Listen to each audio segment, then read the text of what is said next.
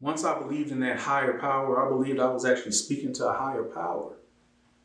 My mind opened up and the inner man in me began to look for the evidence of my belief in a higher power.